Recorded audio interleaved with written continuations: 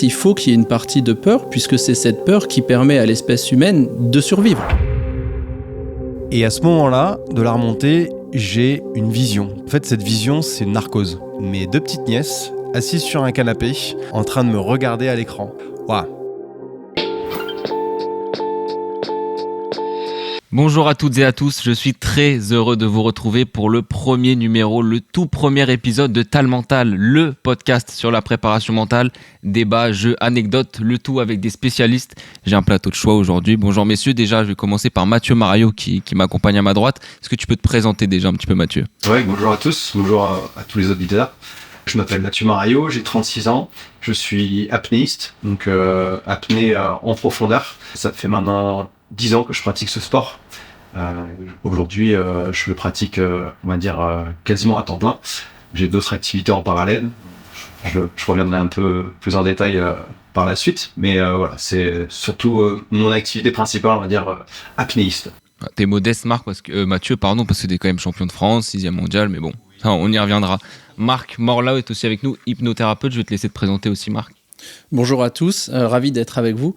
Alors, je ne suis pas vraiment hypnothérapeute, j'ai une formation d'hypnothérapeute, mais surtout j'utilise l'hypnose conversationnelle dans le management, aussi bien le management du sport que dans le management des entreprises. Très bien. Et Léo Spizak est enfin avec nous, qui fait partie de l'équipe de Tal Mental. Bonjour, je suis très content de faire cet épisode avec vous.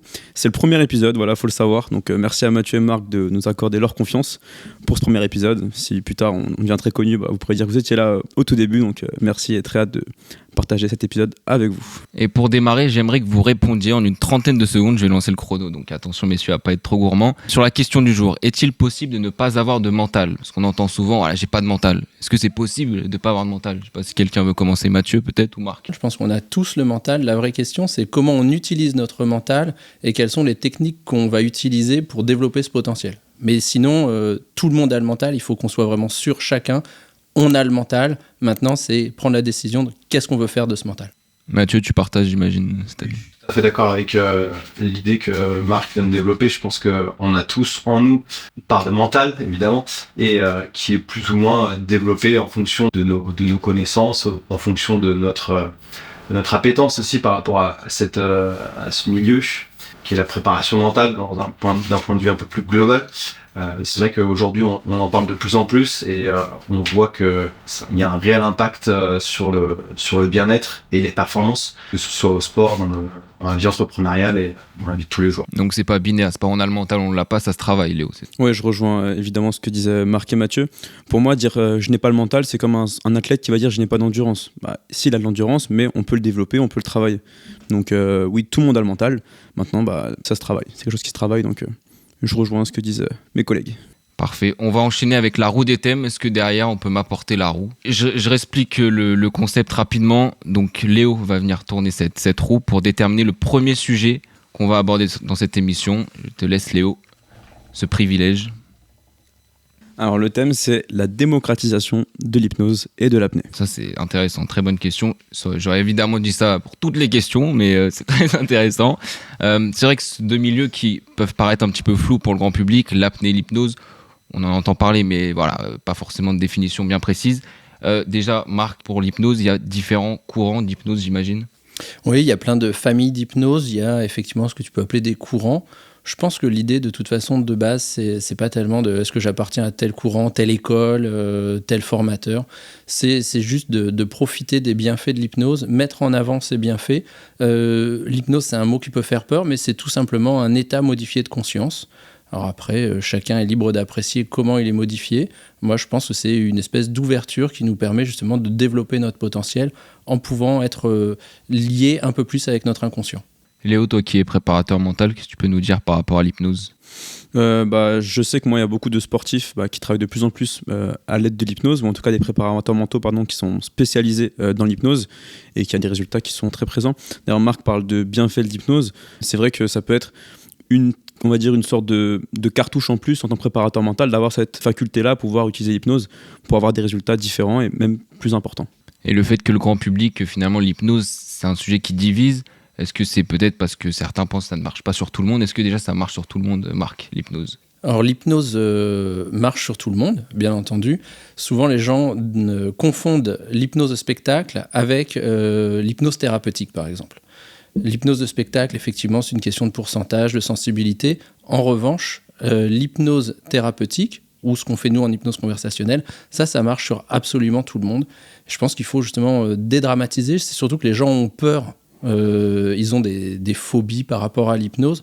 Des choses, des idées préconçues. Et je pense que notre boulot, c'est justement de déconstruire tout ça, de démystifier l'hypnose et de montrer qu'en fait, on est tous en état d'hypnose, d'auto-hypnose, plusieurs fois par jour, sauf qu'on n'en est pas conscient. Donc c'est quelque chose de totalement naturel. C'est juste que quand on est hypnothérapeute, on connaît un peu plus les chemins pour créer justement ce chemin, pour arriver à être en contact avec notre inconscient. Léo, quelque chose à ajouter peut-être ? Je pense qu'il y a un grand public qui se pose beaucoup de questions sur l'hypnose. Il y a beaucoup de personnes qui n'y croient même pas, d'autres qui y croient mais qui ne savent peut-être pas comment ça fonctionne. Alors j'ai une question, on a la chance de vous avoir tous les deux. Par exemple, dans l'apnée, comment on travaille sur l'hypnose concrètement ? Déjà, je voudrais juste reprendre un petit peu la comparaison entre l'apnée et l'hypnose.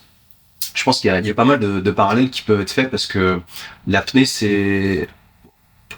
mais en comparaison avec l'hypnose, c'est un sport, c'est une discipline qui est finalement peu connue et qui a tendance à un petit peu effrayer parce que les gens ont tendance à avoir peur de ce qu'ils ne connaissent pas.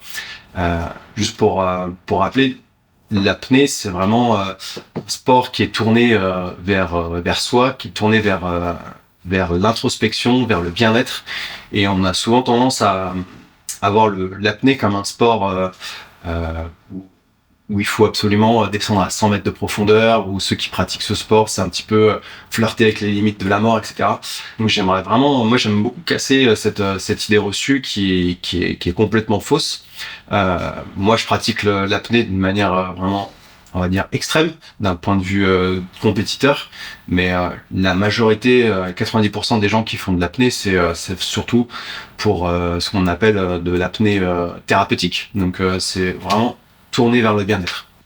La place de l'hypnose dans l'apnée, elle peut vraiment être très intéressante parce que l'envie de respirer, ça peut faire peur. Ça revient souvent à envie de respirer, arrêter de respirer, c'est un petit peu quelque part arrêter de vivre.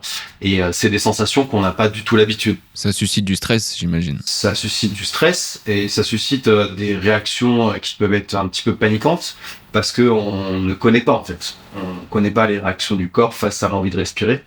Et une fois qu'on a un petit peu appris, déjà intellectualisé de ce qui se passe dans le corps quand on arrête de respirer, il y a vraiment quelque chose qui peut nous permettre de nous détacher de ça. Et c'est là que l'hypnose peut vraiment avoir sa place. C'est à cet instant-là, au moment où on a cette fameuse envie de respirer, et en fait, on peut arriver à détourner notre attention, à prendre du recul, en fait, finalement, par rapport à tout ça. Et je pense que l'hypnose peut vraiment être très intéressante de ce point de vue-là. Est-ce qu'il y a un danger, je sais pas, un excès de confiance par rapport à l'hypnose je sais pas, est-ce que ça peut... Finalement, le fait de travailler l'hypnose, tu peux un petit peu te relâcher sur peut-être d'autres aspects et... Est-ce qu'il y a un danger là-dessus ? Le principal danger en apnée, ce serait de le pratiquer tout seul. Donc la règle numéro 1, quand on fait de l'apnée, c'est de toujours être encadré par quelqu'un, par un instructeur, c'est mieux. En tout cas, si on est si on fait de l'apnée dans l'eau, il peut y avoir une notion de danger s'il y a une perte de connaissance. Si la suite après une perte de connaissance, c'est la noyade potentielle.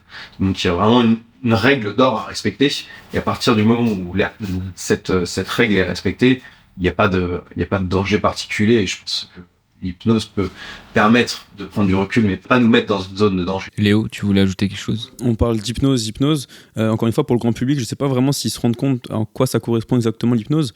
Marc, j'ai une question pour toi. Si tu permets, je voudrais juste revenir sur la partie danger et peur.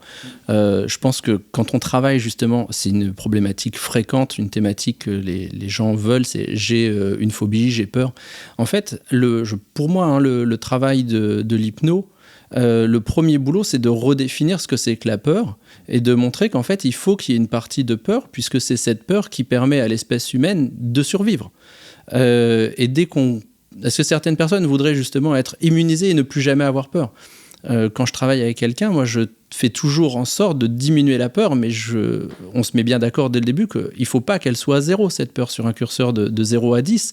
Je pense qu'il faut qu'elle reste à minima à 2, parce que c'est cette peur qui va permettre justement d'aller plus loin, de repousser ses limites, mais de ne pas atteindre ou de dépasser ses limites. Et c'est là qu'il y aurait vraiment danger. Donc ça, je pense que pour moi, c'est aussi le rôle de l'hypno ou de n'importe quel préparateur mental, de redéfinir la peur et d'insister sur l'intérêt de cette peur. Léo, tu voulais ajouter quelque chose avant que Marc... Ouais, un petit parallèle du coup par rapport à ça. On entend souvent dans tous les sports un parent qui va dire à son fils, par exemple, ne stresse pas. Ça voudrait dire qu'il devrait stresser ?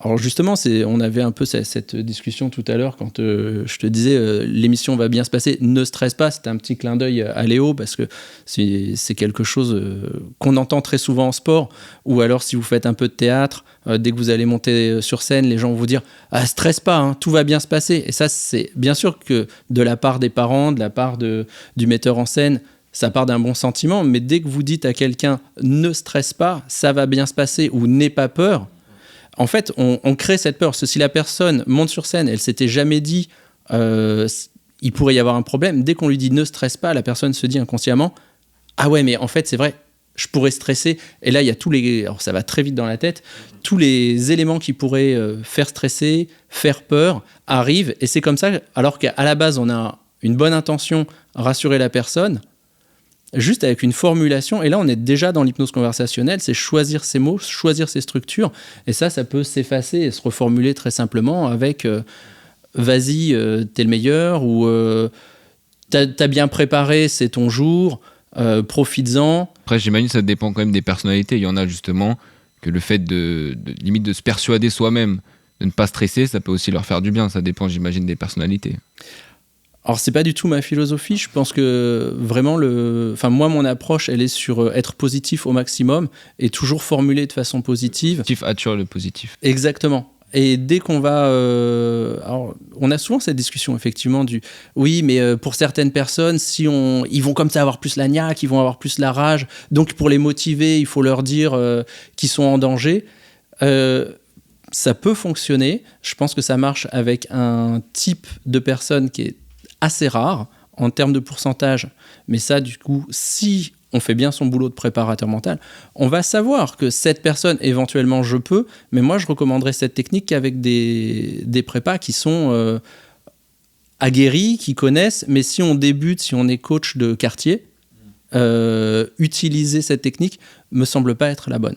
Toi, Mathieu, en compétition, t'es plutôt du genre à quelle est ta philosophie finalement ? Tu t'adaptes, je veux dire, dans ta tête, t'essayes de te persuader que finalement il n'y aura pas de problème, ou quand même t'es obligé, parce qu'on parle quand même de vie ou de mort quand on fait des apnées à 110 mètres, puisque c'est ton record en compétition.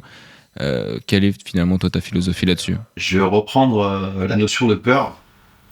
Et moi, dans mon sport, la notion de peur, elle est présente. Et elle existe. Et le fait de dire que je n'aurais pas peur, finalement, ce serait presque dangereux, et ne pas être conscient du danger. Donc moi, la notion de peur, je ne l'écarte pas. Au contraire, je la mets vraiment au centre de ma performance. C'est ce qui me permet d'être vraiment hyper focus sur ce que j'ai à faire et de pas laisser les choses au hasard, si tu veux. Ça te maintient sous pression. C'est pas que ça me maintient sous pression, c'est plus en termes de concentration.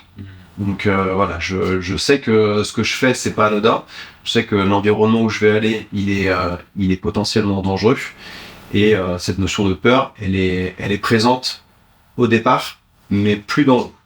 Une fois que je plonge, il y a tout qui s'évapore, il y a tout qui s'efface, que ce soit la peur, que ce soit le stress, c'est assez magique. Une fois que je mets la tête sous l'eau, toutes ces pensées, elles vont disparaître. Ensuite, mon approche par rapport au stress, elle a beaucoup évolué. En fait, au départ, je voyais le stress, j'étais plutôt je le faisais comme un déni, si tu veux. Je faisais un déni de stress, c'est-à-dire que je refusais d'accepter que j'étais stressé, parce que pour moi, c'était un peu comme une forme de faiblesse. Donc, au lieu de me dire, je suis stressé, je disais non, je suis pas stressé. Le stress, c'est pour les autres. Donc, je le mettais à part, je le mettais sous cloche. Et du coup, j'étais vraiment dans le déni et j'étais pas du tout en phase avec moi-même. Et quand j'ai compris ça, quand j'ai compris qu'il fallait que j'accepte que j'étais stressé, que j'accepte un petit peu cette part de moi, c'est acceptation des émotions, ça s'est ressenti dans mes performances. Léo? Comment ça se passe justement cette acceptation des émotions? Quel est le processus derrière ça et qu'est-ce que tu as mis en place pour en arriver là? L'acceptation, au départ, moi, il a fallu que je me fasse accompagner parce que j'étais arrivé dans un cercle vicieux où à chacune de mes performances en compétition, pas chacune, mais 8 sur 10, je faisais des contre-performances. Et en apnée, les contre-performances, c'est souvent des syncopes. Donc une syncope, ça va être une perte de connaissance. Et le stress, il va venir accentuer la consommation d'oxygène sous l'eau. Et nous, c'est vraiment ce qu'on veut éviter. Donc, dans un premier temps, je me suis fait accompagner par des hypnos, par psychologues, préparateurs mentaux, etc. Et vraiment, ça a été de remettre au centre un petit peu toutes mes émotions, dont le stress. Il y a eu déjà cette part, ce travail qui a été fait. Et dans un deuxième temps, ça a été un travail personnel, donc un travail d'introspection via des exercices comme on peut connaître, des exercices de méditation, des exercices de pleine conscience, où je faisais aussi, j'ai incorporé dans mes routines ce qu'on appelle la météo des émotions. Tu vois, faire simplement un scan émotionnel où pendant 5 minutes, je vais fermer les yeux et le matin, avant de commencer ma journée, je vais essayer de voir un petit peu dans l'état que je me trouve. Si je suis heureux, si je suis triste, si au contraire je suis motivé, si j'ai de l'énergie, etc. Et le fait de faire ce travail d'introspection, c'est vraiment fondamental en fait, parce que tu arrives à mieux te connaître finalement. Et une fois que tu as fait ce travail, là on peut parler de régulation. Alors je rejoins Marc, comme il le disait tout à l'heure, sur le fait d'annuler ses peurs, de supprimer les peurs, de supprimer le stress. Je pense que c'est pas quelque chose de viable. Je pense qu'il faut au contraire, dans un premier temps, en prendre conscience, les accepter et ensuite les réguler. Et j'aime pas le mot gérer, la gestion. Je préfère employer le terme réguler pour vraiment arriver à avoir cet état optimal de performance. Et justement, tu parles de peur que tu as pu ressentir auparavant.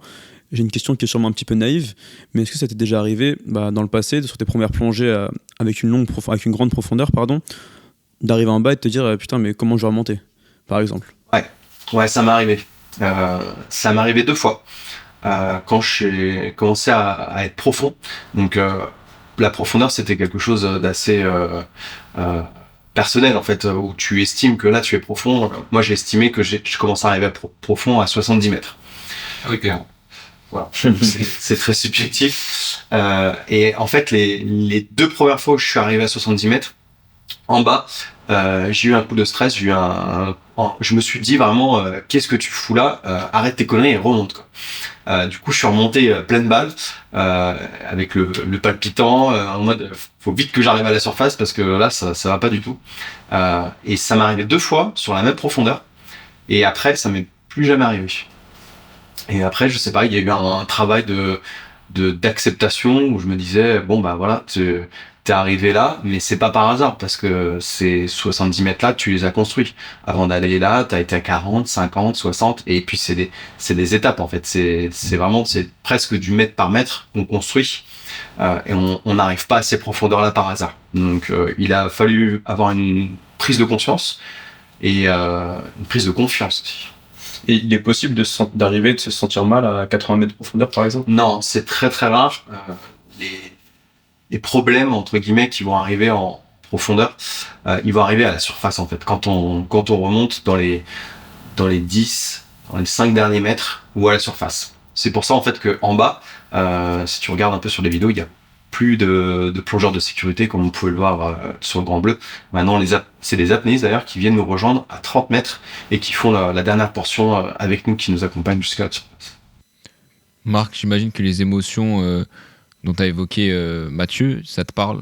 Tout ce qui est peur, tout ce qui est appréhension, qu'est-ce que tu peux nous dire là-dessus? Je pense que les émotions, effectivement, pour moi, c'est la base. effectivement réguler ses émotions, mais avant tout ça passe par le fait de connaître ses émotions. Ça c'est un truc qu'on peut faire très facilement avec les gens, c'est leur demander tu peux me nommer des émotions, et en fait on s'aperçoit qu'on n'a même pas le vocabulaire pour nommer ses émotions. Une fois qu'on a fait joie, tristesse et peur, les gens ils sont paumés, ils n'ont plus d'émotions. Ça c'est un truc qu'on peut aussi justement en séance s'amuser à faire un petit peu de théâtre, dire joue une émotion, et les gens sont très limités. Donc, quand on commence déjà à redéfinir les émotions, à voir quel gradient on a sur les émotions, comment on peut les augmenter, les diminuer, et là, effectivement, du coup, je te rejoins vraiment sur ce que tu disais. C'est, j'ai un curseur, et ça, c'est une image qu'on utilise beaucoup en hypnose. C'est arriver à aider la personne à trouver ce curseur à l'intérieur d'elle. On peut le faire après aussi sur la douleur, une fois qu'on a ce curseur. La gestion des émotions, c'est tous les jours en fait, et c'est pas que pour le sport, c'est pas que pour le management. Et moi, c'est un des travaux, c'est une tâche qui me tient à cœur. C'est travailler sur les émotions, gérer ses émotions, et ça va faire que, un truc tout bête, mais c'est ça qui fait que dans la vie de tous les jours, en famille, en couple, pas seulement au boulot, on va se sentir mieux, et surtout, on va être une meilleure personne avec les autres. Et au-delà du sport, au-delà de la perf, un des trucs qui, moi, me tient à cœur, c'est comment utiliser l'hypnose pour que, justement, on puisse créer un meilleur environnement, un meilleur monde. Ça paraît utopiste, mais je pense que c'est tellement simple. Si on s'y met tous, et si, comme par exemple, aujourd'hui sur ce podcast, on propage ces notions et on explique aux gens que c'est facile, parce que souvent on entend « oui, mais moi, je suis comme ça ». Ça, c'est dramatique presque pour les gens de penser ça. Et je pense que notre boulot, c'est de leur démontrer que non, c'est pas je suis comme ça, c'est on peut apprendre à changer, on peut évoluer. Et en fait, il y a plein de techniques. Et souvent, les gens disent ah non, mais j'y crois pas. Et ils n'y croient pas. Pourquoi ? Parce qu'ils pensent que c'est trop facile. Et en fait, il n'y a pas besoin que ce soit compliqué. Des fois, les gens partent au bout d'une séance et ils disent directement quand est-ce qu'on se revoit ? Moi, à moins que vous vouliez qu'on prenne un CAF, mais normalement, il n'y a pas besoin. On peut, exactement. Mais d'un point de vue, là, pour le coup, thérapeutique, bien souvent, une séance, ça suffit. Et on n'a pas besoin de se voir sur 4 mois pour arriver à retrouver justement le contrôle de ses émotions. Et c'est le premier travail. C'est ce qu'on appelle en anglais self-awareness. Et c'est la connaissance de soi. Et la connaissance de soi, c'est un truc qui date de la Grèce antique. On va passer au face à toi-même. On va essayer de rentrer dans ta tête. Mathieu, je vais prendre une télécommande parce qu'on a les moyens dans Talmental et mettre un petit extrait pour que tout le monde puisse regarder. Mathieu, je vais te laisser nous parler un petit peu de cet extrait vidéo. Ouais. Alors là, sur cette vidéo, c'est la plongée que j'ai réalisée au championnat du monde en 2023. Une plongée à 110 mètres de profondeur. Donc là, on voit que j'arrive au fond. Je récupère un tag que je vais remonter à la surface. Qu'est-ce que tu ressens à ce moment-là ? Là, c'est un moment qui est assez chargé en émotions. Je dois rester ultra concentré et ultra détendu. Et à ce moment-là, de la remontée, j'ai une vision. En fait, cette vision, c'est une narcose. La narcose, je ne sais pas si vous savez tout ce que c'est, mais en gros, c'est lié à l'azote, en fait, qui est sous grande pression, en grande profondeur, qui va jouer un petit peu comme un gaz un petit peu hilarant et qui va semer le trouble un petit peu dans mon esprit. Et je vais potentiellement voir des gens, entendre des voix. C'est pas du tout maîtrisé et ça vient un petit peu comme ça vient, quoi. Et à ce moment-là, donc je sais que je suis filmé, je sais que cette vidéo elle est retransmise en direct sur les réseaux sociaux, je sais qu'il y a du monde qui me regarde, que ce soit mes proches, mes amis, il y a beaucoup de monde qui me regarde. Et à ce moment-là, je vois mes 2 petites nièces assises sur un canapé, comme là, en train de me regarder à l'écran. Et ça, c'est quelque chose que je maîtrise pas du tout. Et en fait, je sais aussi que c'est vrai, tu vois. Donc, et là, je me dis, waouh, il va falloir rester concentré, il va falloir rester efficace et il va falloir vraiment être bon pour la remonter, pour leur montrer vraiment une belle image du sport et de moi, tu vois. Donc, ça m'a mis un petit coup de pression quand même, où je me suis dit, bon, il faut pas déconner, quoi. Sinon, à ce moment-là, dans ce que je vis, c'est la plongée de l'année pour moi. Donc c'est là où tous les efforts que j'ai réalisés ces derniers mois, que ce soit en salle de sport, que ce soit à la piscine, c'est pour cette plongée-là qui va durer à peu près 3 minutes 30 que tous mes efforts ils vont venir être mis en place à cet instant bien précis. Donc il y a évidemment une part d'émotion, une part de stress qui était évidemment présente. Mais malgré tout ça, je dois vraiment me détacher de tout ça pour rester vraiment ultra concentré, ultra détendu. Parce qu'on sait que la contraction musculaire et les pensées au niveau mental vont venir consommer énormément d'énergie et il faut que j'arrive à me détacher de la performance. Et on rappelle qu'à cet instant-là, donc quand tu touches le 110 mètres, c'est ton record. Est-ce qu'au niveau des émotions, justement, là, c'est un petit peu plus d'adrénaline peut-être au moment où tu te dis là, ça y est, je le tiens? En fait, pour la petite histoire, j'ai fait 111 mètres à l'entraînement, mais 110 mètres, c'est la profondeur officielle que j'ai réalisée en profondeur. En compétition, pardon. Et oui, c'est un moment très spécial parce que 110 mètres, c'est un chiffre qui est énorme. Ça fait beaucoup. Ça fait beaucoup. Quand on s'imagine, c'est quand même assez incroyable. D'ailleurs, même quand je me vois sur la vidéo, je me vois descendre, je me vois remonter, je me dis mais c'est interminable en fait. et pour la petite histoire, quand donc je vous l'ai dit, la plongée va durer à peu près 3 minutes 30 au chrono. Moi, dans ma tête, quand je remonte à la surface, j'ai l'impression qu'il y a une espèce de distorsion du temps et que cette plongée, elle a duré 3 fois plus longtemps. J'ai l'impression d'être parti pendant quasiment 10 minutes. Et c'est ce que je dis, en fait, c'est qu'il y a vraiment une notion de voyage pendant cette plongée, un voyage à travers le temps, et c'est surtout un voyage intérieur, quoi. Cet état un petit peu second dont parle Mathieu, j'imagine que ça te parle aussi, Marc, peut-être tout ce qui est hypnose, tout ce qui est mental. Bah, carrément. Puis en plus, d'un point de vue hypnose au spectacle, il y a justement un petit jeu qu'on peut faire sur la distorsion du temps où on peut juste dire quand je vais claquer des doigts, le temps s'arrête. On peut changer plein de trucs de place et puis quand je claque des doigts, tu reviens avec nous. Et en fait, la personne vraiment bug et il y a ce freeze qui fait qu'on peut jouer sur le temps. Moi, je l'aime bien en hypnose de spectacle parce que ça parle. Mais ce qui est intéressant, c'est qu'une fois qu'on l'a montré en hypnose de spectacle, on peut montrer comment on s'en sert en entreprise pour gérer une tâche, pour le sport, pour justement des fois faire une espèce de pause, ou une fois de plus dans la vie de tous les jours, je commence à m'agacer. Comment est-ce que je fais pour... Je pose, je ralentis l'action, slow motion.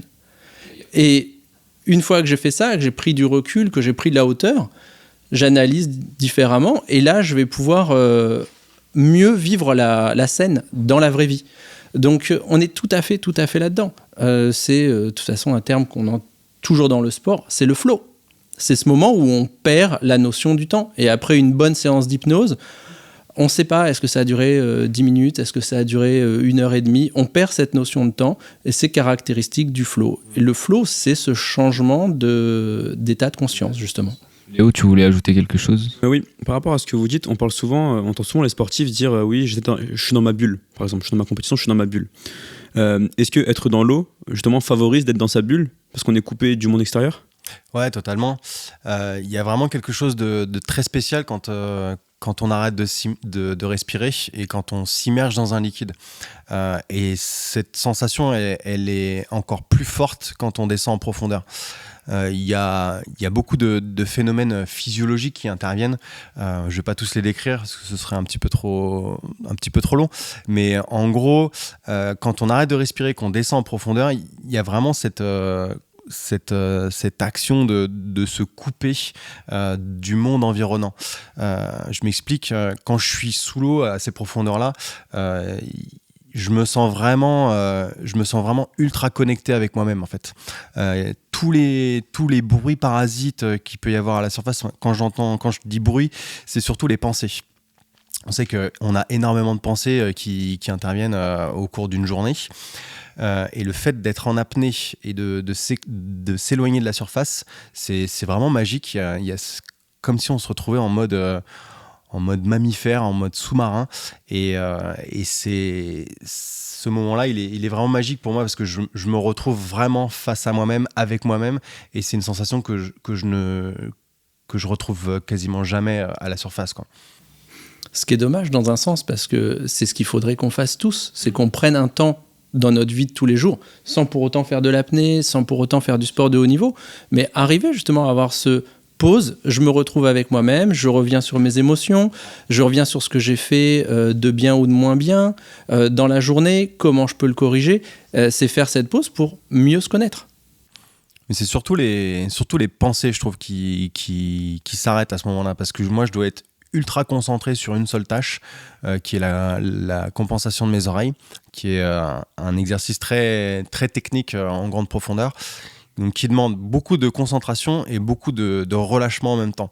Du coup, le flux des pensées va vraiment s'effacer, et c'est un petit peu la magie de l'apnée. Mais oui, c'est quelque chose qu'on pourrait essayer de reproduire avec des exercices de préparation mentale, de visualisation ou alors de méditation qui peut être possible. Mais vraiment, l'action de l'eau, je pense qu'elle amplifie tout ça, quoi. C'est ça qui est magique. Justement, par rapport à ça, tout à l'heure, on parlait de respiration. On a parlé très brièvement. Je pense que c'est un sujet qui vous lie tous les deux et qui lie en fait tout le monde, parce que tout le monde respire au quotidien. Et c'est un petit peu, tout à l'heure Mathieu, tu le disais en off, c'est un petit peu la porte d'entrée dans tout ça, dans tout ce qui se passe. C'est quoi votre avis par rapport à l'apport, l'intérêt de la respiration dans la pratique de l'apnée, mais également dans la vie de tous les jours ou dans la gestion des émotions, ou dans la régulation plutôt des émotions? Mathieu ou Marc? Mathieu. Ouais, je vais me lancer. Pour moi, la respiration, elle est vraiment sous-exploitée dans tous les domaines, que ce soit dans la vie de tous les jours, que ce soit au travail pardon, ou dans le sport. En fait, c'est quelque chose qui est tellement banal, qui est tellement simple, qui nous accompagne au quotidien, que en fait, les gens ils pensent qu'il faut vraiment avoir quelque chose de compliqué pour travailler sur ses émotions, qu'il faut être forcément connecté à une application, qu'il faut avoir quelque chose d'un peu de technologique, je ne sais trop quoi. Et la respiration, c'est finalement cet acte automatique qui nous accompagne toute notre vie, qui est avec nous tout le temps, du jour ou de la nuit, et auquel on apporte vraiment très très peu d'importance et de conscience. Et moi, j'aime bien dire que la respiration, c'est vraiment le pont entre le corps et l'esprit. Et à partir du moment où on commence à s'intéresser à la respiration sans en faire des exercices trop compliqués, mais simplement à porter cette conscience sur notre respiration, et on peut vraiment arriver à avoir des états de conscience modifiés, on peut arriver à réguler des émotions, on peut arriver à réguler le stress. C'est vraiment un exercice qui est à la portée de tout le monde et qui peut nous offrir vraiment beaucoup, beaucoup de choses. Marc? Oui, il y a deux étapes en fait. Il y a la première étape où tu te reconnectes, comme tu disais, j'aime bien ce terme-là, par ta respiration, en prenant conscience de ta respiration. Du coup, tu prends conscience de ton corps, tu prends conscience de qui tu es. Ça te permet de mieux gérer. Et effectivement, quand on le voit bien, si on se force à respirer plus rapidement ou plus lentement, on change son état émotionnel. Et après, il y a une autre étape, mais là vraiment un peu plus poussée, mais tant qu'on est sur le débat de la respiration, qui est oubliée. Les gens n'y font pas attention. Je fais attention à ma respiration, et après il y a une étape supplémentaire, c'est je fais attention à la respiration de l'autre. Et justement, ce qui va être très intéressant quand on va vouloir aller sur un travail d'hypnose conversationnelle, c'est une fois qu'on a pris la maîtrise de notre respiration, c'est de calquer le rythme de respiration de l'autre. Et là, on est dans une synchronisation qui est très poussée. Et quand on arrive, alors je dis pas que c'est simple, mais quand on arrive à faire notre boulot plus calquer la respiration de l'autre, là on peut vraiment avoir un impact hyper fort sur ses perfs, sur ses émotions. Et une fois de plus, c'est un truc qu'on peut faire une fois qu'on est entraîné, qu'on fait quasiment naturellement, parce que bien sûr, si on voit qu'on singe, ça casse tout, mais c'est un truc que moi j'utilise dans ma vie de tous les jours à la maison, parce qu'en famille, une fois de plus, si on veut que la famille elle soit équilibrée, si on a ces petits trucs-là, on révolutionne tout. Et pour moi, je pense que ça vaut le coup d'être travaillé parce que le résultat, il est en or. Marc, on sait que tu as un doctorat en littérature. Est-ce que ça t'aide justement dans le côté hypnose, dans le côté préparation mentale? Alors le lien, pour beaucoup de gens, il n'est pas apparent, mais effectivement, la littérature, pour moi, c'est de l'analyse du discours. c'est analyser les mots. Effectivement, derrière un livre, il y a quelqu'un qui, pendant des heures et des heures, a choisi quels mots il allait mettre, quelle structure, quel rythme. L'utilisation même des silences dans la littérature, c'est un truc qu'on ne voit pas forcément. Et là où c'est impactant, c'est que justement, on ne le voit pas. Et donc, ça impacte l'inconscient. Donc, pour moi, oui, de toute façon, il n'y a pas de mystère. La littérature et le doctorat en littérature m'amènent forcément ou convergent vers l'hypnose parce que c'est l'utilisation du discours. Par contre, tant qu'on est là entre nous, le discours, souvent, on le résume aux mots qu'on emploie. Il y a quand même un truc qui est hyper important, qui est fondamental, c'est le discours non verbal et le langage corporel. Et tout, en fait, c'est l'analyse des deux qui va vraiment faire un travail intéressant. C'est pas l'un ou l'autre, mais vraiment les deux en même temps, en symbiose et une fois de plus en synchronisme. Dans la main. Léo ? Par rapport à ce que dit Marc, ce qui est hyper intéressant, c'est que dans la préparation mentale, dans l'approche, il va y avoir ce qu'on met en place, donc tout ce qui est outils scientifiques, mais également la manière dont on la met en place. Et je pense que ça qui est hyper important, c'est-à-dire qu'on va communiquer cette chose-là. C'est pas juste de dire, ça fonctionne, fais-le. Non, il y a la manière de le faire. C'est comme une histoire drôle. Oui. On a tous un pote qui raconte bien des histoires drôles. Et puis un jour, il y en a une, on arrive à la mémoriser alors que d'habitude on les oublie. Puis le lendemain, on se dit tiens, je vais ressortir sa vanne et il n'y a personne qui rigole. La vanne est la même. Mais avec lui, c'était drôle et toi, tu te prends un flop. Et pour moi, c'est un peu le même truc, quoi. J'ai les outils, mais après, faut la pratique, faut sentir le bon mouvement, faut être en synchro et après, ça se fait. Question de timing. Ouais. Et tout ce travail-là, finalement, le grand public ne le pratique pas forcément. On sait qu'il y a pas mal de, je l'ai dit en début d'émission, pas mal de partisans de l'hypnose et pas mal aussi de détracteurs. Souvent, on entend quand on regarde des émissions à la télé, l'hypnose spectacle, est-ce que c'est des comédiens, voilà, est-ce qu'ils sont payés par l'hypnotiseur ? Marc, j'imagine que tu vas démonter rapidement cette théorie. Ouais, c'est un truc qu'on entend très souvent, et même des gens qui sont dans le spectacle qui vont dire non, mais les hypnotiseurs, c'est un peu des arnaqueurs. Mais en fait, une fois qu'on connaît le truc, franchement, c'est beaucoup plus compliqué de payer quelqu'un pour qu'il joue le rôle d'être hypnotisé. Voilà, alors qu'en fait, je fais venir 3 personnes sur scène, je les hypnotise, et ils vont faire des trucs, mais ultra perchés auxquels j'aurais pas pensé si je devais écrire leur script. Et en fait, c'est eux qui font mon spectacle. Donc, non seulement, j'ai envie de dire, non, les gens font pas ça. Et 2, en plus, ce serait se rajouter des contraintes. Et moi, dans ma life, j'ai pas du tout envie de me rajouter de contraintes. Donc, je vais profiter des gens en face de moi. Je vais les remettre sur scène. Je vais les remettre au centre. Et puis, c'est eux qui vont faire le show. Je leur fais confiance. Et donc non, franchement, je sais que c'est un truc qu'on entend tout le temps, même des proches qui non, mais c'est pas vrai, ça peut pas marcher. C'est aussi une façon de se rassurer parce qu'on a une fois de plus cette idée que l'hypnose, c'est on a pris le contrôle de moi-même. Donc se dire non, mais ces gens-là, c'est pas vrai, c'est une façon de détacher, de se dire moi, ça m'arrivera jamais, je garde le contrôle. Une fois de plus, il faut démystifier l'hypnose. L'hypnose, c'est pas du tout prendre le contrôle de quelqu'un, c'est lui donner le contrôle. C'est lui donner la possibilité de lâcher prise, de vivre des expériences de fou dans sa tête. Et pour moi, en fait, c'est une liberté. Pareil, dans les clichés, c'est des gens qui n'ont pas assez de force, de pouvoir. En fait, je pense vraiment que c'est pas ça. C'est que ceux qui partent loin en hypnose, c'est eux qui ont le pouvoir et c'est eux qui ont la force. Tu as pratiqué, Mathieu, l'hypnose thérapeutique. Qu'est-ce que tu penses de l'hypnose, justement, de spectacle ? Toi qui as pratiqué l'hypnose, tu sais que ce ne sont pas des comédiens, j'imagine. Je t'avoue que je n'ai pas trop d'avis sur la question.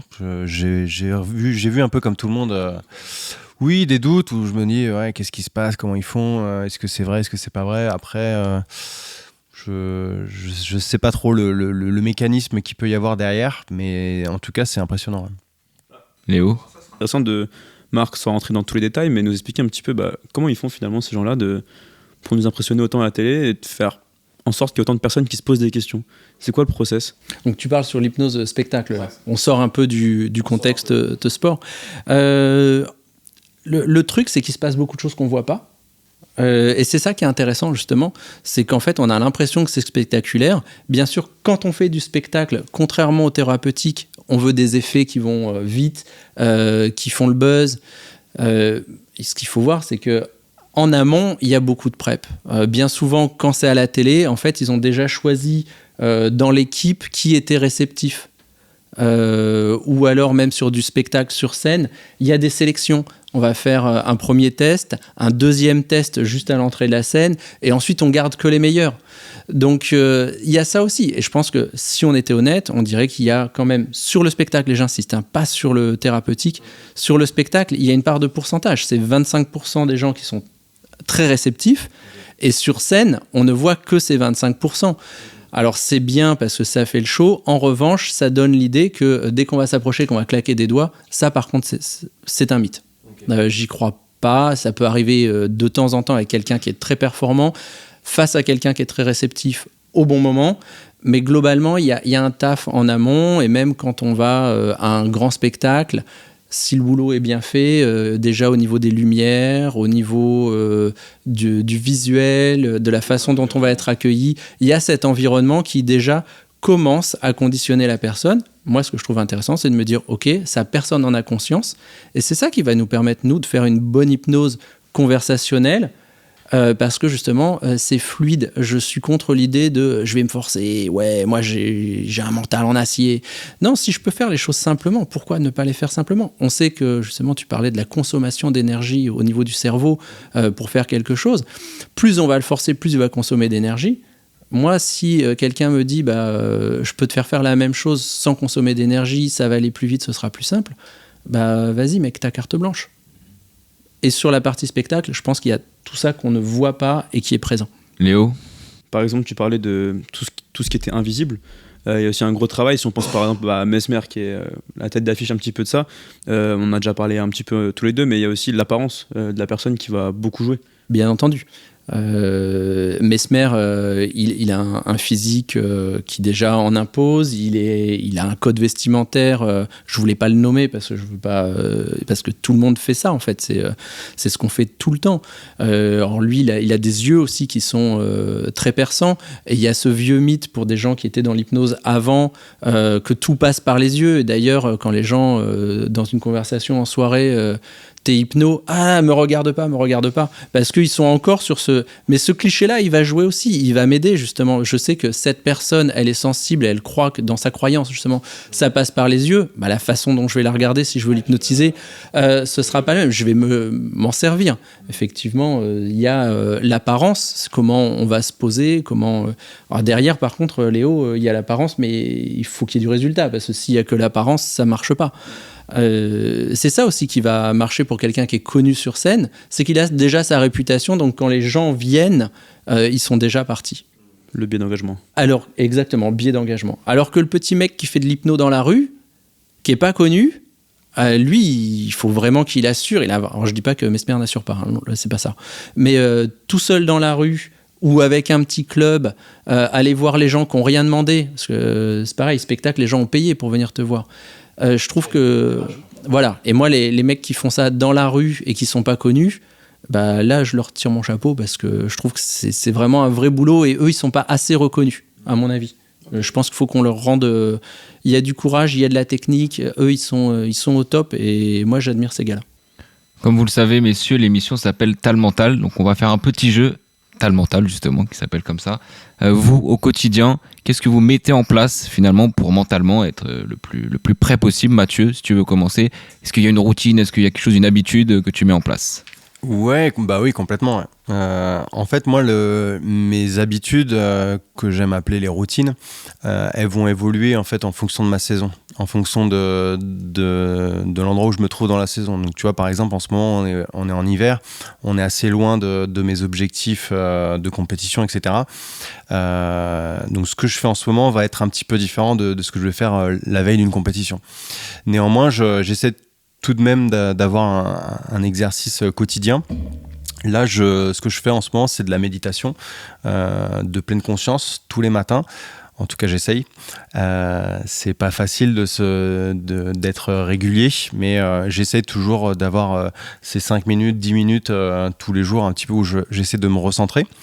Donc ça va être ce que je vais essayer de faire au quotidien de manière régulière. Et d'un point de vue un petit peu plus spécifique sur ma discipline, je vais faire ce qu'on appelle de la visualisation mentale. Donc avant une plongée, je vais vraiment enregistrer toute la plongée comme si on programmait en fait un disque dur, et je vais faire ce qu'on appelle des ancrages, de manière à ce que quand je vais plonger, je vais plus avoir à penser à ce que j'ai à faire et que tout soit réglé et organisé dans ma tête. Donc ça va passer par des exercices de visualisation que je vais faire 5 fois, 10 fois les jours précédents mes grosses performances. Et là-dedans, je vais essayer d'y inclure de la sensation. Donc, ça va être la sensation de glisse, la force que je vais mettre dans ma palme pour palmer. Ça va être le goût un petit peu de l'eau. C'est toutes ces petites sensations-là que je vais mettre et que je vais essayer de monter en fait le volume. Là, je pense qu'il y a aussi un point qui est important que les gens oublient souvent. C'est pas dans tous les livres justement. À ça, pour moi, une fois de plus, on se répète, mais je reviens sur la base, c'est recréer les émotions qui vont avec. Parce que l'ancrage, il se fait là. L'ancrage, il se fait sur la force des émotions. Donc si je recrée les émotions, mon ancrage, il est puissant. Est-ce que c'est possible de recréer les émotions, entre guillemets, à froid par rapport à ce qu'on va ressentir en compétition ? Oui, bien sûr, c'est possible. Et d'ailleurs, on peut s'en rapprocher, mais est-ce que vraiment on peut D'ailleurs, c'est un exercice que j'ai fait moi avec une psychologue où on a travaillé sur le stress, où moi ma démarche au début c'était vraiment comme je le disais, c'était d'annuler un petit peu le stress et de le mettre sous cloche. Et avec elle, on a fait vraiment l'inverse. Elle m'a dit, on va amplifier toutes ces sensations de stress. On va les faire monter. Donc, ça va des mains moites, le palpitant, la boule dans le ventre, les sueurs, etc. Et ça, j'arrivais à le faire monter. Et en parallèle, je faisais de la visualisation d'une plongée, de ma plongée parfaite, si tu veux. Et je mettais tout ça en face. C'est-à-dire que le jour de la compétition, quand je ressentais ces sensations-là qu'elle m'avait fait vivre, je les couplais avec mes belles sensations que j'avais pu avoir sous l'eau. Et ça, du coup, ça me permet de me mettre dans une bulle où j'arrive beaucoup mieux à gérer toutes mes sensations. Marc, est-ce que toi, alors, t'as le mental ? Qu'est-ce que tu mets en place au quotidien ? Alors la question elle est super vaste. Elle est bonne quand même. Hein. Elle est excellente. Mais du coup je vais pas prendre le point de vue du sportif extrême ni même de l'entrepreneur. Moi ce que j'aimerais c'est un peu l'idée, je crois de Léo aussi, c'est de faire en sorte qu'on ait tous le mental et qu'on ait des petites techniques à utiliser tous les jours. Et moi ça commence par une programmation. Je suis à fond sur du positif, c'est-à-dire que le matin il faut que ce soit un automatisme. C'est pas se dire ah putain faut que j'aille au taf.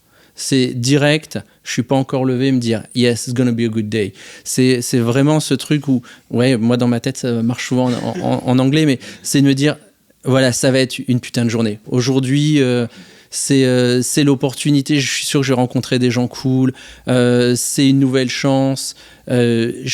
Et ça, c'est ma programmation de démarrage, d'utiliser que du positif. Quand je prends mon petit-déj, c'est me dire je suis content de manger mon granola, c'est simples. Bon, c'est sain. Voilà, c'est des trucs super simples qu'on peut tous utiliser. Et puis, ça y est, ma journée, elle est lancée. Je me lève un peu plus tôt que les autres, peut-être aussi, ce qui me donne le temps de ne pas être dans le rush. C'est quoi tôt, Marc ? Maintenant, je me lève un peu plus tard, mais je suis à 6h du matin.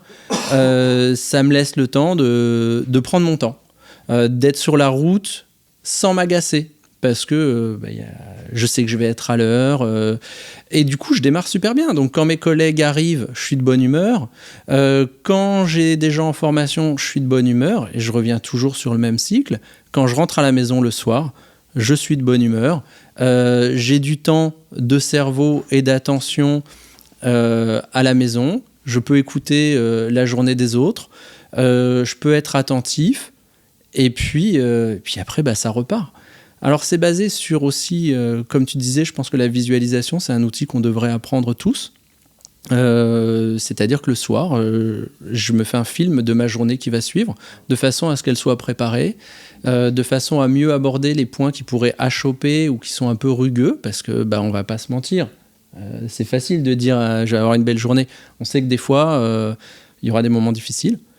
C'est de commencer à anticiper les trucs qu'on peut anticiper. Mais j'ai une réunion où il va y avoir des sujets tendus. Ok, je visualise, qu'est-ce que je pourrais dire, comment je pourrais le faire.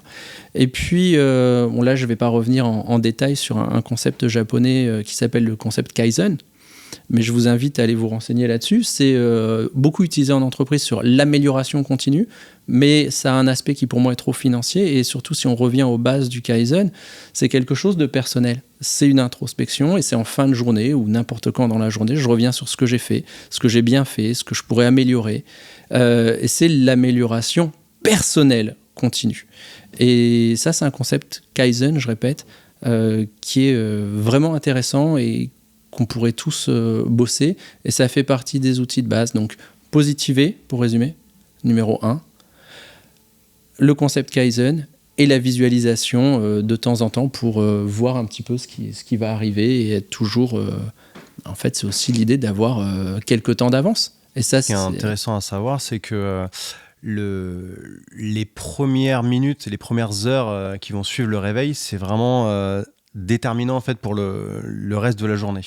Donc ce qu'on va faire au réveil va vraiment avoir un impact sur le reste de notre journée. Donc c'est-à-dire que si on se lève et qu'on prend direct le téléphone et qu'on se met à scroller sur les réseaux sociaux... Ça c'est Léo, ça, oui. Je suis pas un donneur de leçons, hein, je le fais aussi. Il parle sûrement d'un autre Léo. Mais si, au lieu de prendre tout de suite ton téléphone, tu te mets dans ta routine, et une routine, c'est pas forcément 3 quarts d'heure ou plus. Il faut que ce soit quelque chose de très simple. Oui, parce que quand on entend routine, c'est peut-être un petit peu le mot chiant qui vient à l'esprit. Une routine, c'est pas forcément. C'est quelque chose que tu fais de manière régulière et à des heures assez fixes. Et qui te met dans un état psychologique positif. Donc c'est vrai que le discours positif c'est super. Après tu vois, simplement être un petit peu dans le silence et faire quelques respirations conscientes, un peu de cohérence cardiaque le matin, tu peux déjà commencer à faire ça 5 minutes tous les matins.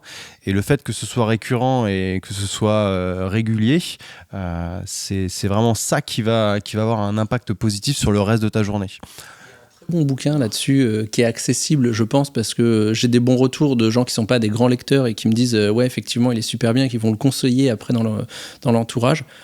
Je sais pas comment il a été traduit en français, mais faut vraiment le regarder. C'est Atomic Habits et il explique justement comment recréer des habitudes, et il explique qu'on ne peut pas supprimer une mauvaise habitude, il faut remplacer la mauvaise habitude par une nouvelle habitude. Et c'est des trucs tout bêtes. Moi, je vous donne un truc que je fais parce que c'est simple. Je sais que tous les matins, je me brosse les dents. Je pense qu'on est nombreux à faire ça. On ne se pose pas la question, on se brosse les dents. Et à ça, je vais pouvoir rajouter, je fais un petit exercice de sport pour retravailler les mollets avec extension, hop, et je refais ça tout le temps de se brosser les dents. T'as ton brossage de dents. Ouais. Voilà, exactement. Et en fait, ça me coûte rien parce que c'est sur mon brossage de dents, donc je viens fixer un truc que je fais déjà. Et puis de là, après, j'ai lancé la machine. Ça veut dire que quand j'arrive au boulot, j'ai trois étages à monter. Je prends pas l'ascenseur parce que je suis dans ma dynamique. Et puis j'accentue mon mouvement. 2 par 2 ou pas ? Ouais, ça peut justement dans le programme. Sans respirer. Comme je disais, j'arrive aussi très tôt vu que je pars tôt. Donc il y a personne. Donc je peux faire ça sans avoir l'air d'un pitre. Mais et ça va se faire. Ça veut dire qu'après, quand je me rebrosse les dents le soir, je me dis tiens, je continue et là je vais faire un peu de squat. Et puis je vais pas vous faire toute ma routine, mais il y a une fois que je me suis brossé les dents, quand je repasse devant ma table basse, je sais que je me mets par terre, je remets les jambes sur la table basse, je me refais une série d'abdos. C'est ma deuxième parce que le matin quand je me suis levé, quand je vois la table, je sais que la table égale série d'abdos. Donc le premier truc que je fais en me levant, une série d'abdos. J'en fais pas 150, je suis pas... Mais c'est comme ça que la routine elle commence. C'est un petit peu comme quand tu vas coucher un enfant, tu vois, moi je suis devenu papa depuis peu. Bravo. Félicitations. Merci. Et on sait que, tu vois, pour qu'un enfant il ait plus de facilité à trouver son sommeil, on va lui créer une routine. Donc ça va être par exemple le mettre en pyjama, lui lire une histoire, mettre un peu de musique, etc., etc. Et en fait ça va le conditionner. Mais nous, en tant qu'adultes, on fonctionne de la même façon. Je sais qu'il y a beaucoup de gens qui souffrent de troubles du sommeil. Et ben, en fait, en reprenant un petit peu une routine, on parle souvent d'une routine du matin, mais ça peut être aussi une routine du soir, pour se mettre dans un état où voilà, on va faire brossage de dents, pyjama, on peut lire un peu, quelques respirations. Et en fait, le corps, il va redescendre progressivement en pression.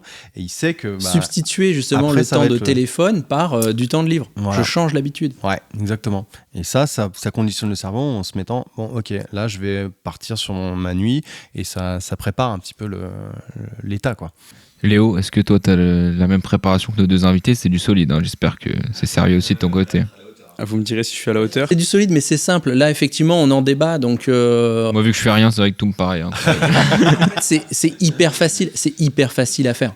C'est pour ça qu'on en parle aussi. C'est simplissime à mettre en place. Je pense que mon histoire peut être écoutée parce qu'elle vaut le coup. Moi, tous les matins, maintenant, je m'immerge dans l'eau froide. Donc, je me fais 5 minutes d'eau à 7-8 degrés. C'est une routine que j'ai mis en place très récemment. Donc, depuis 1 mois, je pratique ça. Et je sens un réel impact sur mon quotidien. Dans le sens où dès que je le fais pas, je me sens pas très très bien. Je me dis, j'ai pas trop les idées claires, je sais pas exactement ce que j'ai envie de faire aujourd'hui. Je me sens pas vraiment bien. Et dès que je le fais, ça me remet directement dedans. Ça dynamise ta journée. C'est ça me dynamise. Ça permet aussi de prendre un temps pour moi, dès le matin, d'être en pleine conscience finalement. Et de prendre le temps de, ok, je me pose. En amont, j'ai effectué, comme disait Marc, une programmation. Ok, j'ai ça à faire aujourd'hui. Par contre, je commence par ça. Une fois que ça c'est fait, j'ai fait entre guillemets ma bonne action. Et derrière, je me sens bien épanoui et je peux... C'est ça, c'est cet impact que tu as sur toi-même parce que tu as fait le truc. Du coup, ça te lance, biais d'engagement une fois de plus. Je fais ce que j'ai à faire. Donc, je suis une personne qui fait ce qu'elle a à faire. Et quand j'ai un programme, je le tiens. Et donc là, on sait justement, on est proche de l'auto-hypnose. Je me conditionne, je refaçonne ma façon d'être et ok, j'ai fait mon truc. Alors, et il y a un truc tout bête, c'est faire son lit. Ça peut être un premier truc, c'est je fais mon lit, les gens n'ont pas envie de faire le lit. Ok, je fais mon lit, boum boum, ça prend pas longtemps. Et puis ça permet de se dire, en fait, ça prend pas si longtemps que ça. Et de continuer. Et le coup bon, c'est un peu extrême, l'eau froide, mais on peut tous le faire en fait, ça. Sans être dans l'eau froide, on a tous un petit truc qu'on peut se dire, tiens, le matin, je fais ça. Oui, où ça ne tient finalement qu'à nous-mêmes de le faire, et quand on l'a fait, c'est un accomplissement et on se sent bien. Exactement. Et petite question, Baptiste, toi, qu'est-ce que tu mets en place quotidiennement? Bonne question, donc je vais devoir un petit peu broder, bien sûr. Non, moi j'essaye de Oui, voilà, c'est mieux comme ça. Non, moi j'aimerais me lever plus tôt.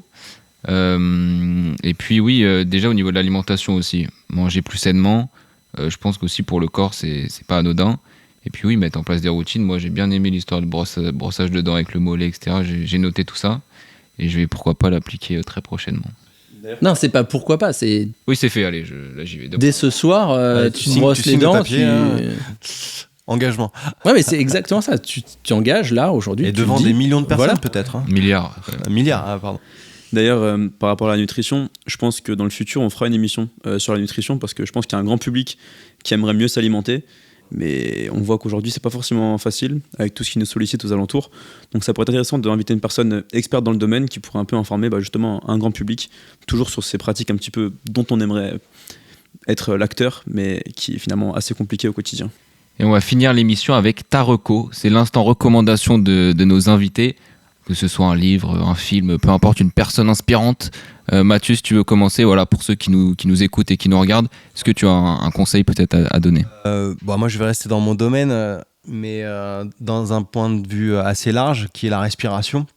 Il y a un bouquin que j'ai lu qui s'appelle Respire, de James Nestor, qui est un journaliste américain qui a fait une grosse recherche sur la respiration après être intervenu sur une compétition d'apnée, en fait, où il s'est dit mais c'est complètement dingue ce qui se passe, j'aimerais vraiment creuser le sujet, quoi. Donc il est parti avec presque une feuille blanche et il est parti vraiment dans différents endroits dans le monde pour mener son enquête.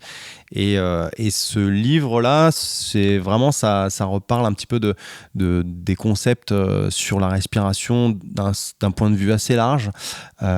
Et c'est vraiment passionnant. Moi, j'ai appris vraiment beaucoup de choses dans ce bouquin, comme le fait de de respirer moins pour respirer mieux. Quelque chose qui est un peu, qui a beaucoup de sens, un petit peu comme manger moins pour manger mieux. C'est un petit peu le parallèle qu'on peut faire.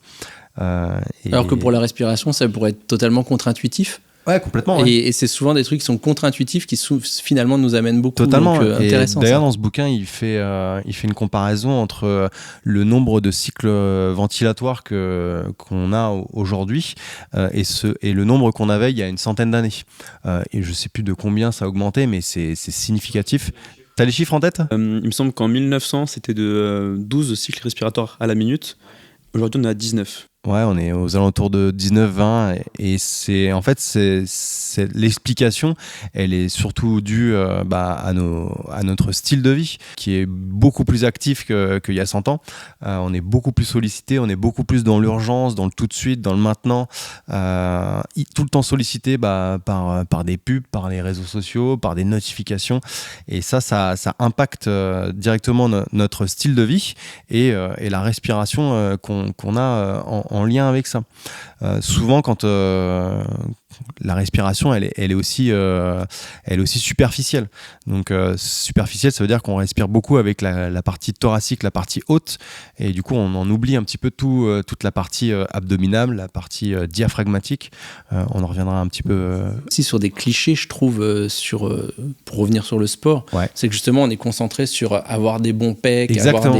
avoir des épaules larges. Donc, ouais. Et même chez les femmes, hein. Si on veut justement mettre la poitrine en avant, si on veut respirer sociétal, hein. ici, on est obligé de rentrer son ventre. Exactement. Sauf qu'en fait, la vraie respiration, elle se fait là. Ouais. Donc c'est une erreur monumentale. Les yogis, tu les regardes, ils ont le ventre qui est vraiment qui sort beaucoup, quoi. Et les experts en arts martiaux qui ont un haut niveau, ils font bien une respiration ici et ils n'ont pas des pecs énormes. Non, mais tu pourtant, regardes Bruce Lee à l'époque, il était très, très fin ici. C'est pas à cause de la bière forcément, alors le ventre un peu. Ça dépend. Non, si tu peux t'en servir comme excuse, c'est parce que tu respires bien. Parce que t'es un yogi justement, que t'es bien détendu et le ventre. Je le dirai à mon père alors. Le mec il assume pas du tout, je le dirai à mon père. Marc, toi, ta reco, est-ce que c'est un livre, un film ? J'aurais 2 bouquins, je sais que normalement c'est une reco, mais j'en ai 2. Nous les bouquins, s'il vous plaît, derrière. Enfin, normalement, je vous cache pas que j'en ai beaucoup plus parce que ma bibliothèque est bien fournie. Mais alors, je voudrais commencer par un qui est vraiment super simple. C'est pour les gens qui n'aiment pas trop lire. C'est écrit gros, il y a des dessins, voilà, ça se lit petit morceau par petit morceau. Pourquoi votre cerveau n'en fait qu'à sa tête ? C'est que sur les biais cognitifs. Donc en fait, c'est tout ce que notre cerveau fait alors que on aimerait qu'il fasse autrement. C'est pourquoi est-ce que des fois on a des mauvaises habitudes, pourquoi on a des jugements hâtifs. Ça, c'est hyper intéressant pour moi parce que déjà, ça me permet de travailler sur moi-même. Et une fois que je connais les biais cognitifs de l'autre, en tant que prépa mentale, justement, ça va aussi me permettre de jouer sur ces biais, de déconstruire ces biais. Ça, c'est... Tu as un exemple de biais cognitif ?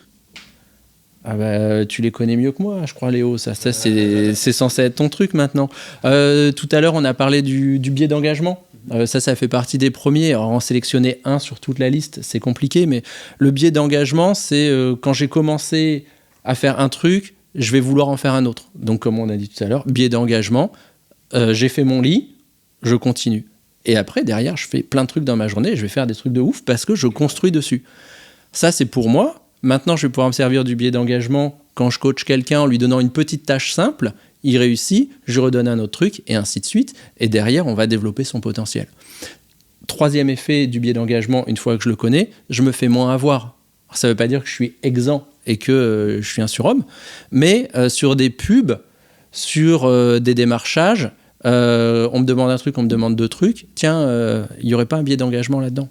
Alors après, c'est aussi quand j'attends le bus. Donc voilà, ça, pour moi, il est très très bien parce que il est simplissime. C'est simplifié, c'est didactique, didactisé, mais au moins tout le monde en sort quelque chose. Alors le deuxième, Marc. Et le deuxième, pour moi, alors là, c'est celui-là, c'est peut-être un niveau plus, mais je veux pas faire peur. Et il est hyper bien écrit. Il y a des conseils de ouf. C'est Je suis un chercheur d'or. C'est écrit par un Québécois qui était dans l'équipe de natation canadienne. C'est hyper bien écrit. Il est assez gros. Je l'ai lu en même pas une semaine. Je suis un bon lecteur, je suis d'accord, mais il reprend plein de techniques. Alors, il appelle peut-être pas ça hypnose conversationnelle, mais c'est sur des mécanismes de communication et c'est comment on peut améliorer les relations humaines. Il a un concept qui, moi, me plaît beaucoup et souvent, les gens, c'est pareil, on parlait de trucs contre-intuitifs.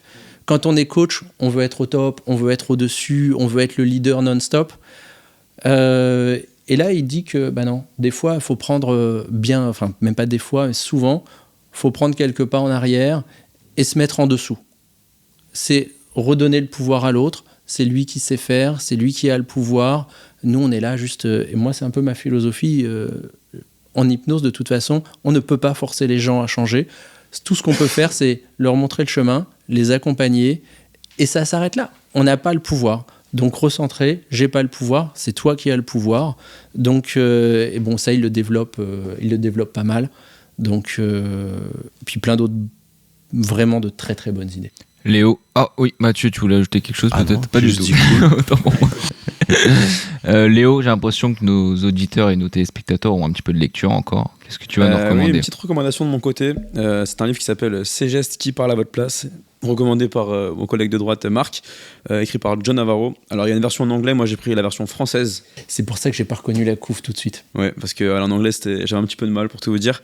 C'est un livre qui explique un petit peu le langage corporel, donc finalement la communication non verbale, qui est assez cool parce qu'il y a beaucoup d'images. Je sais pas si on verra à la caméra, mais c'est très souvent illustré par des positions, par que ce soit le visage ou des comportements, qui permettent finalement au quotidien de pouvoir un petit peu décrypter les personnes.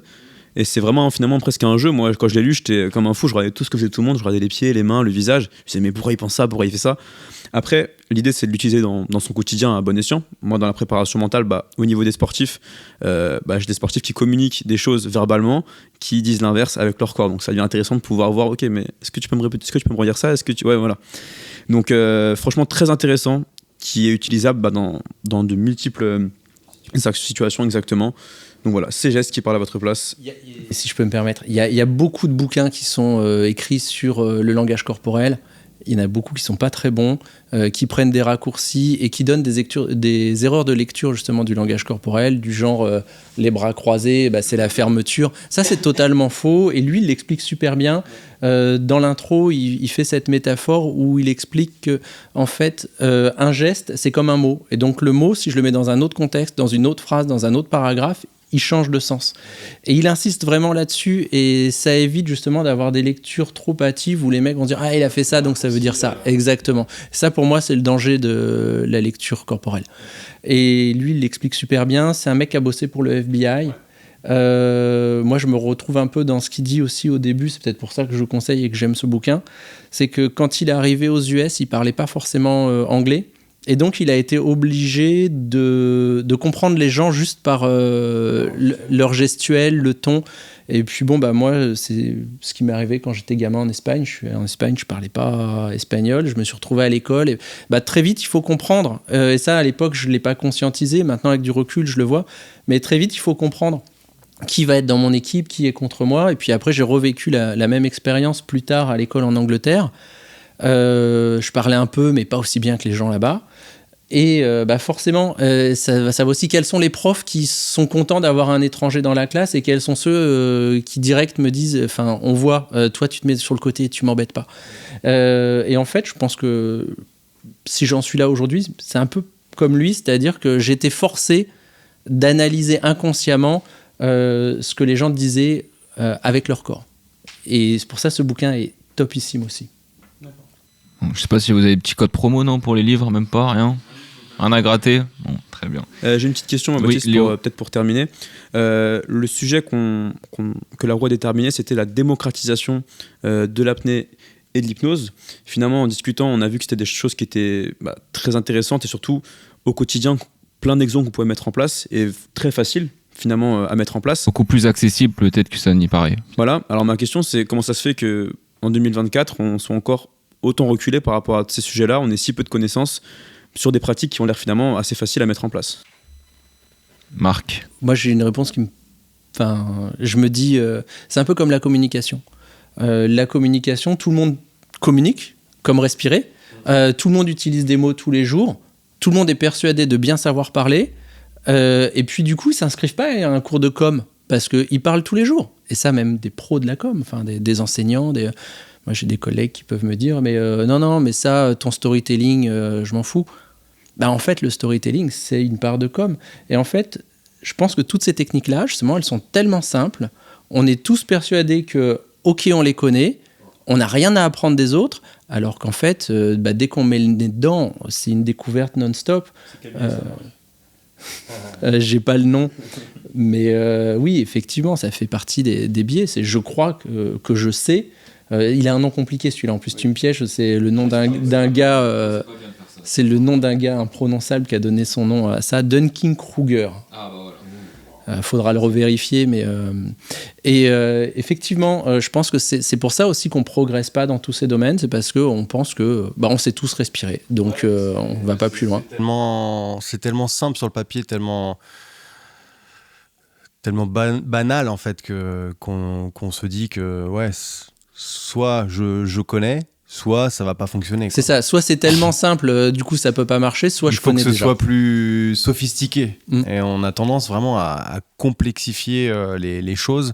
Et moi j'aime beaucoup simplifier au maximum ma façon de penser, ma façon de faire, que ce soit dans mon sport ou dans la vie de tous les jours, tu vois. J'aime vraiment beaucoup l'idée de simplifier, quoi. De simplification des tâches et des schémas de pensée. Et finalement, passer c'est dans la travailler simplification. différemment, alors que les gens sont sur travailler plus. Ouais. Il y a un moment, une fois que tu as fait 8 entraînements à la semaine, travaille différemment. Moi, c'est surtout la qualité qui va importer. Et, tu vois, C'est ça se retrouve dans une semaine d'entraînement. Tu vois, mon planning d'entraînement comparé à mes collègues, il est beaucoup plus petit en termes de quantité. Mais après, j'essaie vraiment de l'optimiser, la qualité. Et ça, c'est ce qui fait ensuite, c'est ce qui peut faire ensuite la différence, quoi. C'est Mathieu qui aura le mot de la fin. C'est justement la fin de ce premier épisode de Tal Mental. Merci à nos invités d'avoir répondu présent, Marc Morla et Mathieu Marayo. N'hésitez pas à liker cette vidéo pour ceux qui nous regardent et à mettre des étoiles pour ceux qui nous écoutent. Merci à tous et à la prochaine.